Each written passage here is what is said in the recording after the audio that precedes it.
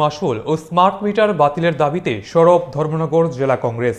শনিবার কালীদিঘি স্থিত নেতাজির মূর্তির পাদদেশে 3 ঘন্টার গণঅবস্থানে মিলিত হন নেতাকর্মীরা। সেখানে উপস্থিত ছিলেন পিসিসি সভাপতি আশিস কুমার সাহা, উত্তর জেলা কংগ্রেসের সভাপতি নিরুপম দে, প্রদেশ কংগ্রেসের সাধারণ সম্পাদক চয়ন ভট্টাচার্য, ইন্দ্রজিৎ পাল প্রমুখ। তাদের দাবিগুলি ছিল বিদ্যুৎ বেসরকারীকরণ বিল অবিলম্বে প্রত্যাহার করা, মানুষের উপর জোরপূর্বক চাপিয়ে দেওয়া স্মার্ট মিটার বসানোর সিদ্ধান্ত বাতিল করা, নিগমের অভ্যন্তরে চলা সীমাহীন দুর্নীতি ও অনিয়ম রোধ করা প্রভৃতি। রাজ্যের প্রতিটা জেলায় বিদ্যুতের বেসরকারীকরণের বিরুদ্ধে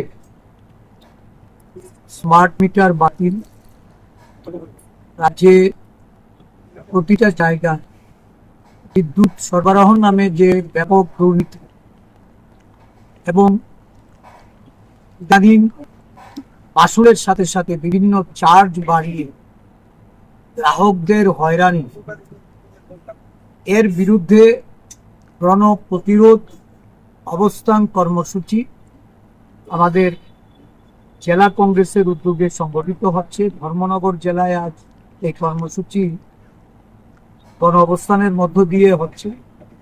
এর আগেও আমাদের কয়েকটি জেলায় এই কর্মসূচি হয়েছে, আগামী দিনেও এই কর্মসূচি চলবে। আমরা এই রাজ্যের যারা বিদ্যুৎ গ্রাহক, বিভিন্ন সময়ে বিদ্যুৎ মন্ত্রী বা বিদ্যুৎ নিগম দ্বারা আশ্বস্ত হলেও বিদ্যুৎ সরবরাহের ক্ষেত্রে যেমন বড় ধরনের ব্যাঘাত তৈরি হয়েছে, ব্যাহত হচ্ছে পরিষেবা প্রদানে, ঠিক তেমনি ভাবে অধিক মাত্রায় মাশুল চার্জ করার পরেও মানুষ এই বিদ্যুৎ যন্ত্রণা থেকে মুক্তি পাচ্ছে। রাজ্যের অধিকাংশ মানুষের স্বার্থে বিদ্যুৎ দপ্তরকে এই বিষয়টাকে কিভাবে সমাধান করা যায়, তার সলিউশন কি হবে, এই নিয়ে সাংবাদিকদের তরফ থেকেও বিদ্যুৎ মন্ত্রীকে প্রশ্ন করা হলে উনি দায়িত্ব এড়িয়ে যান।